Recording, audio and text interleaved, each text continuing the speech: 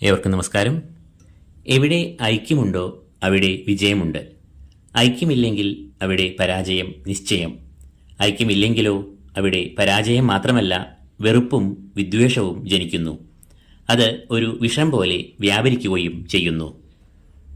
വെറുപ്പും വിദ്വേഷവും എല്ലാം അകന്നുപോയി അവിടെ പരസ്പരം ഐക്യം ഉണ്ടാകാനായി വിശ്വവിഖ്യാതമായ ഒരു ശ്ലോകമുണ്ട്. തൈത്തിരീയോപനിഷത്തിലാണ് ഈ വിശ്വപ്രസിദ്ധമായ പ്രാർത്ഥന നമുക്ക് കാണാനാകുക. മറ്റൊരു പ്രധാനപ്പെട്ട ഉപനിഷത്തായ കഠോപനിഷത്ത് തുടങ്ങുന്നത് തന്നെ ഈ മന്ത്രത്തിലൂടെയാകുന്നു. ചൊല്ലുന്നവരിലും അനുവാചകരിലും ഒരുപോലെ ശാന്തിയുടെ, സമാധാനത്തിന്റെ അലകൾ തീർക്കുന്ന ആ പ്രാർത്ഥന നമുക്കൊന്ന് കേൾക്കാം.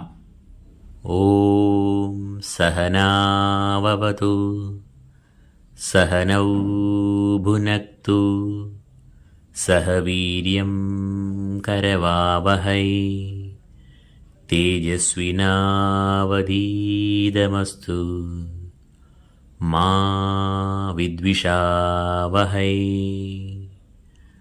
ഓം ശാന്തി ശാന്തി ശാന്തി. അർത്ഥം: ഈശ്വരനാകുന്ന സാക്ഷാത് പരബ്രഹ്മം നമ്മെ രക്ഷിക്കട്ടെ. വിദ്യയും ജ്ഞാനവും കൊണ്ട് നമ്മെ ഒരുമിച്ച് പരിപോഷിപ്പിക്കട്ടെ.